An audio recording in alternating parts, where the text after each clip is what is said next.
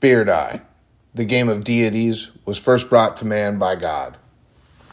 After creating the world, man, woman, and assessing his world was good, and then resting on the seventh day. On the eighth day, God awoke Adam, bestowing upon him these rules, and the first six-sided die, biz up, so that mankind may enjoy the game of beer die.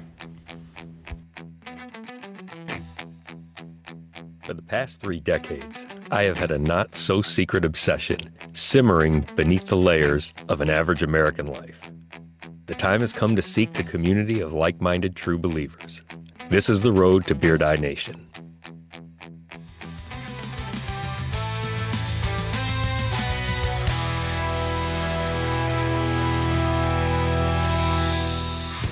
Episode 2, A Sink is a Sink. Beer die! We all know the rules. Yeah, we all know the rules, but other people don't know the rules. What are the rules? Picture a rectangular table. You're sitting next to someone, your partner. Hopefully it's your friend. Maybe it's your dad. It's probably your friend. A 4x8 particle board, or as close as you can get to it, well, that's your field. Teams of 2 make up as goalies, if you will, placed at opposite ends of that table. So starting with equipment, you should start with a 4x8 foot, half-inch thick piece of particle board. I'm sure some of the wood experts would have other ideas of what might be better, but I think that's what we would try and purchase. 4x8 sheet of plywood elevated at least 24 inches off the ground. There are 4 players, each with chairs at the corners of the short side of the table. Requires a table, a die, 4 solo cups, 4 chairs, 2 of your standard issue trash cans, and a shit ton of cheap beer. Table setup. Place table on top of trash cans so as to best keep the table level and supported. Welcome to our how-to guide for playing the game of Beer Die. The best way me and the choirs of true believers can get you in a room via a podcast. So far, they've done a great job of painting the picture. And as specific as we like to be about a half-inch thick piece of particle board, because that does work the best, don't be deterred. Get yourself a big flat surface. Get the cups, get the beer, get the die, which is the singular of dice. So if someone here says dice, they really mean die, but die is the singular of dice. And start playing. The official height of a die table when you're sitting at it is a keg's height off the ground, which is about 2 feet. Again, if you can get it level enough, just go with that. As I've gotten older, I've actually gotten more specific about the actual die that I'll use because I only get to play this once every couple of years nowadays. So I insist on having dice that have the red bicycle logo at the number 1 square. I open them like my baseball coach used to open up the balls of brand new Rawlings balls that would say New York City Public School Athletic League on them, and they would gleam out of the box. That's how I feel when I open up bicycle dice. So I'm a little particular about that. But again, who cares? If you need to steal a die out of your sister's Yahtzee board, do that. Whatever it takes, it doesn't matter. You'll have more fun the more square the edges of the dice are. If they're rounded at all, that starts to make the bounces truer. But we'll get into that. You have 4 cups of beer placed in the corners, a fist from the sideline, if you will, and an extended palm with fingers from your own end zone, making up these scoring zones, or goals, if you will. You score by landing this die when you throw it past a certain height of elevation deemed acceptable by all the players, and you get that die to slide past those opposite goalies sitting between those 2 cups. Each time you do that, that's a point, and you do that buzz times, and you win. You take a dice. You throw it in the air. It has to go about 6 feet in the air. You throw it underhand. It goes 6 feet in the air. It hits the table. It bounces between your opponent's 2 cups. It hits the ground. That's a point. You've done it. Once you score 7 points, you win. The oldest player at the table has the first toss. Their objective is to throw the die underhand, at least with an apex of 5 feet off the table, to where it will either hit the table and bounce off in between or behind the opposing team's cups. You must throw the die with an underhand motion in which your hand and the die go up together and the die is released at some point. A legal toss will achieve a certain height, usually no less than the eye level with God, or in the absence of the all-knowing, a general consensus develops during gameplay. You score points by doing an underhand toss. There's no overhand toss. I have seen people called in terms of being a side toss or a splash toss. That's what I use. People have allowed it. I know some people have questioned, but it's not an overhand toss. So I'm not sure if the rules say you can't. The only thing you can't do is an overhand toss, or if you can only do an underhand toss. So I defer to others. If the die hits the table and bounces off before the cups, there's no point, as that would be ruled out of bounds. This whole idea of tossing underhand is very important. It's not just to make the game more complicated, it's because it's to disallow someone from throwing it fast, where you could throw it hard enough if you're standing 10 feet from someone and you threw it overhand, where you could easily bounce the die in a way that it would be almost impossible to catch. It might actually be dangerous to their eyes. I think I've only seen one person get hit in the glasses with an underhand beard eye toss that bounced off a table.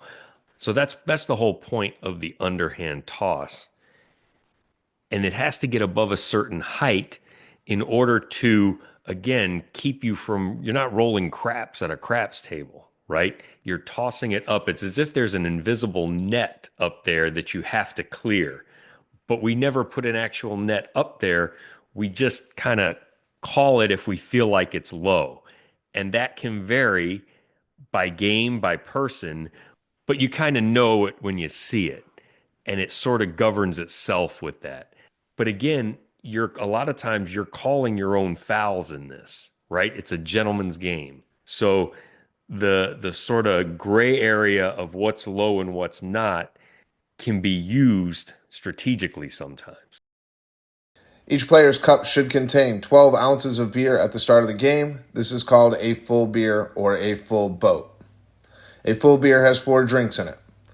For every single drink infraction, you reduce the number of drinks remaining in your cup until you have 0 drinks, at which point you need to finish and then refill your beer. The throwing order. The oldest individual on the table will start the throw. It will be followed by the opposing player directly on the other side of the table from them.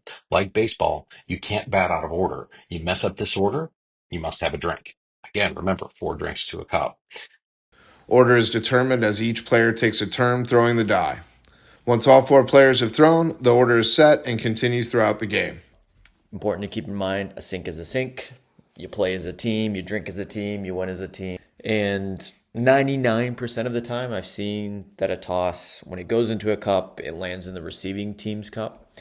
But I have seen at least one, maybe twice, missed throws where, for whatever, however, the throw lands in the throwing team's own cups. And of course, a sink is a sink, so they have to finish whatever's left in their cup at that time. Drinking. There are a variety of gameplay actions that result in the need to drink. First, each cup, referred to as a boat, has 4 drinks. Players can drink whenever and as much as or as little as they like until 4 drinks are required, at which point their cups must be emptied and refilled in order to have full boats. A sink is a sink. Regardless how a die ends up in a cup, should in the course of gameplay the die end up in a player's cup, no matter how many drinks are left in a cup, that team must finish their drinks and get full boats. A sink can be registered even if the toss is not legal. A sink can be registered if someone throws an overhand toss or walks down the table and simply drops the die into the cup. A sink is a sink. I want to talk about the rule, a sink is a sink first, because it is the first rule of beer die and supersedes all other rules or events. So as the Pope of Beard Eye was just saying, If you toss it low or illegal and someone has called it low, well, normally the toss is kind of forfeited and it goes over to the other team to toss in order, of course. But if that low toss goes in to your cup, a sink is a sink. You're finishing it. In an indoor game, if you toss it and you hit the ceiling, you would normally have to drink. But if it goes in the cup, a sink is a sink. There's even a way to score and drink at the same time in this game. And the only way you really can do that is if it bounces off the baseline of your table and in trying to catch the die, you bobble it back into your own cup. You not only have a point scored against you, you got to finish that beer because a sink is a sink. So while a sink doesn't matter directly in terms of whether or not you win, a sink is the emotional heartbeat of this game. A sink is a crowd pleaser, especially if someone has just had to fill a beer and then you sink on what is obviously termed a full boat. It splashes up at you. It's almost humiliating. And it can really swing the momentum of the game and your evening. But it hasn't technically brought you closer to winning or losing at that point. Catching the die. You must catch the die with one hand. You cannot stop or impede the die's movement so as to trap against your clothing or the table. This is a trap. A trap is treated similarly to a drop. You can, however, direct, change, or otherwise continue the momentum of the die until the die either hits the ground or stops on the table. As long as the die does not hit the ground or stops moving, it is considered in play until it either stops or drops. But hit the die in the air, the die is considered live until it hits the floor or stops moving. Either partner can work to catch the die while live. Now, remember, you can only use one hand to catch. That doesn't mean you can't hit the die up with one hand and catch it with the other.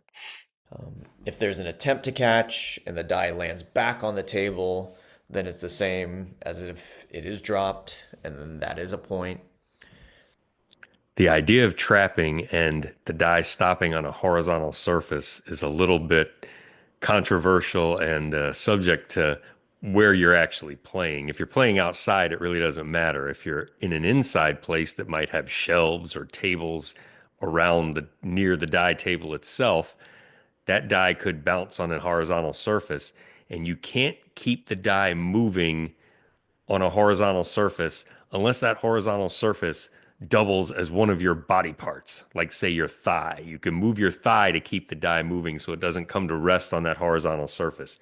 Beyond that, you have to let it come off the horizontal surface before you can catch it. This also applies to the beer die table itself. And the way I always think of the beer die table is kind of like how they do the cylinder in basketball for goaltending.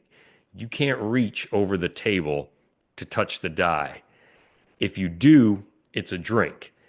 Why would you do this? Well, if someone tosses one that you know is going into a cup that you have just filled up, it's almost like buying insurance. You're saying, I'm going to take this one drink so that I don't have to take these four drinks right now. So there's a reason to do it. But if the die has already bounced on the table and you reach over the table to catch it, it is a point against you. That's like doing a trap. So you have to be really careful doing that. And if you happen to knock the die back onto the table, you need to wait for it to exit the table to try to catch it. You can't reach over the table and snatch it out of the air once it's crossed back into the plane of that table. That table is God's table. So you have to wait for it to come off before you can touch it with your mortal hands. But all that said, you can see how many of the decisions you make have to do with whether or not you'll have to drink, because that ultimately impedes your ability to catch the die and toss the die. So buckle up, because here come the drinking rules. Inevitably, the die is going to land on the table. If you're throwing the die and it lands on the table and it doesn't go off, it just dies, the throwing team will take a drink. Unless the die is showing with a 5 or biz up. If a team, while getting ready to toss, has the die slip out of their hand and it falls to the ground, that's called sloppy die. And then they drink. They still get their toss, but it's Body blow. When a team tosses a die and it hit the side of one of the cups, if the die stays on the table, that is a drink to the defending team, unless the die is biz up. If the die goes off the table after hitting a cup, the defending team must catch the die. If they do, no drink is required and the next player throws. If the die goes off the table and drops, then a drink is awarded. If you leave the die on the table, then you have to drink one of your drinks. But if you hit their cup, it's a body blow, and they can either A, drink one of their drinks or tap. And then that's where the math comes in, right? Because I'm sure we've all had two drinks left when we should have had a boat and a half. And a boat is obviously full boat's a beer, right? So you start seeing how much you can get away with within the competition of a friendly game of beer die, right? In the first episode, you may remember me talking about how there are what seems like a million drinking rules in this game. In reality, there's only about maybe 10 things that happen that can make you drink. It just seems like there's a lot more. And one thing to note is that when you drink, the game pauses for you to take that drink. And so the other team has to put the die back in play either by tapping it or holding it up and acknowledging that you're ready. It's almost like in half court basketball when you check it, you say check, right? You're telling the defensive team, are you ready? You can't rush them. Okay. That's what happens after a drink. And so while we like to be expedient with moving the game along, and there have been, depending on the demand, people have, given social pressure to finishing beers, there's no official race to this. You just sit there and you take your drink, and when you're done with your drink, you put your cup back on the table in the appropriate position, and that kind of tells the other team you're ready to go. And they acknowledge it with you. If they don't acknowledge it with you and your cup's not down on the table, they can drink for that, but in general, they just take a retoss and it wouldn't count. Unless, of course, it went into a cup because a sink is a sink. So there's a lot of ebb and flow to beard eye where you're waiting, especially if someone's just got sank on, they don't have to pound that beer down. All right. This isn't a shotgunning race. It's not a rugby team boat race. It's nothing like that. You got to finish it and you can't be there all night, but we're not there setting records for how fast we can drink it. So when that happens, you got people who are drinking all night telling stories. And when guys tell stories, they inevitably quote numbers and statistics. What's a drinking game without some tricky rule where you can't say certain things? Kind of like George Carlin's the buzz things you can't say on television. Biz and buzz. Biz is the number five. Buzz is the number seven. if a team says 5 or 7 instead of biz or buzz, that's a drink. If a team throws and it doesn't hit the table because it's thrown too long, then that's a drink. If you are playing indoors and the die hits the ceiling, that's a drink. Biz and buzz infractions. If at any time a player says the proper name for biz and buzz, a drink is awarded for each instance. No matter what is happening in gameplay, biz and buzz infractions are enforced once the game begins until a winner is declared. Was cruelly demonstrated at none other than Lake Forest College when individuals were asked after multiple hours at the table what the number was for security. Extension, biz, biz, biz. Yeah. Biz is 5, buzz is 7, all that good stuff. And, as you're well aware of, our phone numbers all through campus, the location number, I guess, I'm not familiar with the term, but was, the first 3 digits of the phone number were 735. So that's buzz 3 biz. And then a lot of our extensions on campus I think all of them started with 5. So biz. Um, Security was biz for business. And you get like the competitiveness and the strategy of trying to don't want to say swindle, but push the rule book as far as you can. So let's talk about Biz and Buzz real quick. Biz is a holy number in this game because Biz saves. So when Biz is up on the die table, it saves whoever was going to drink from drinking. Now, some people think that if it's up on the floor or whatever, no, if it's up on the die table, it saves whoever was going to drink from having to drink. So Biz saves. That's why it's on the logo of this freaking podcast. Now, Buzz is a secondary number, but Buzz is the number you play to win the game. So similar to the name of the Almighty, you don't mention the name of the Almighty, right? And that's why we don't say the names of Biz and Buzz. And this is a little bit tricky because as guys get drunker and guys are hanging out, guys start talking sports, guys start talking lifting stats, guys start talking the miles that they ran the other day. And anytime a guy has to quote a number that they're not dead to rights sure of, like 61 home runs in a season, if they're approximating, that number always ends in Biz. It is crazy how often that happens. So you'll start quoting these numbers and you'll start racking up drinks, and you can turn a game on its head with the wrong number said. But that's also part of what makes this game fun, is because you are hanging out, you are telling stories.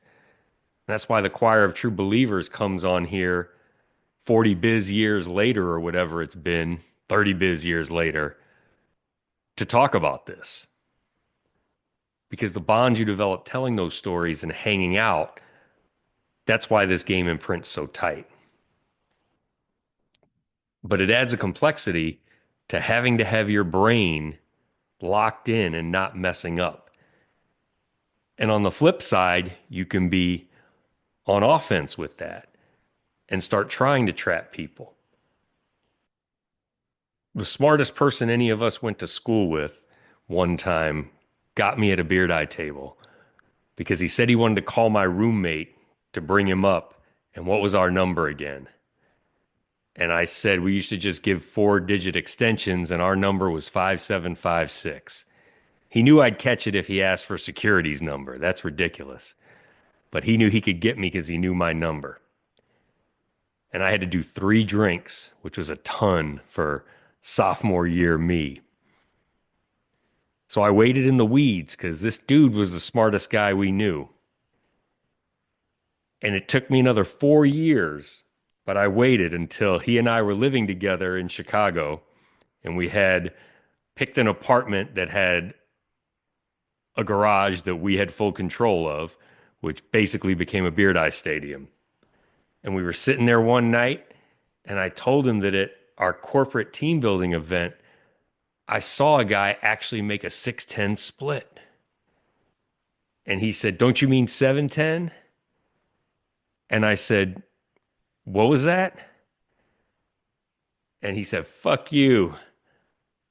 And I said, "I've been waiting biz years for that motherfucker." As satisfying as that story might have been, the drinking rules in Beard Eye are not there to settle grudges or entertain us or make us pound more beers. They're there because they regulate the game. I mean, it's probably better to toss for the very corner of the table, but there's a risk associated with that because you might miss the table and have to drink.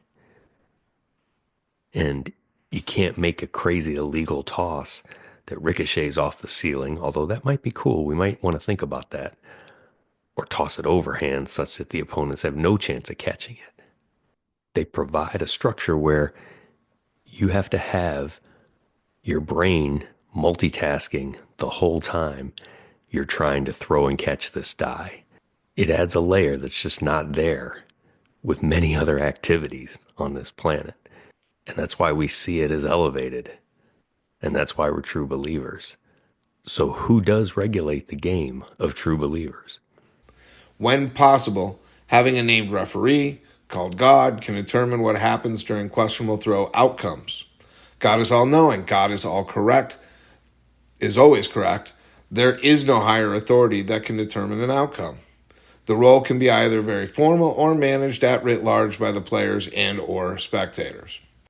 The notion of playing with a god, as a practical matter, has fallen out of favor with us over the years because it's actually a really annoying job to do. You find the only people that want to do it have either been drinking too much or are weird control freaks or want attention and want to have control of the room. And the idea that a die needs to get above God's eye level to be legal toss, we found that to be way too low of a toss over the years. So in that sense, Beard Eye Like Life is better when humans work together, regulating each other, giving and taking, and figuring out as close as they can come to what God probably wants. And this is how we progress on the road to Beard Eye Nation. Broken boards and a makeshift table, stories told if we're able. The Road to Beard Eye Nation is produced by the 9 Stories Up Investigative Department in association with Beanbag Studios. If you think you know a true believer, please let them know about the show. If you think you may be a true believer, please give us a Biz Star rating. If you think you may be part of the choir, please reach out to us via email at beardeyenationpodcast@gmail.com or Beard Eye Nation on the major social media outlets so we can tell your story in a future episode. The first Beard Eye Nation live reunion is taking place this July in the Chicago area. Please email us for more details or check out our website, beardeyenation.com. And finally, I'd like to thank the Choir of True Believers, not only for leading you in this tutorial, but also for never forgetting that there's always greater powers at work. How many times do you have to refill your beer during the game? That is up to you and fate. That's the strategy. Do you want to drink? Do you want to win? Do you want to score? Well, it's all up to the magical die.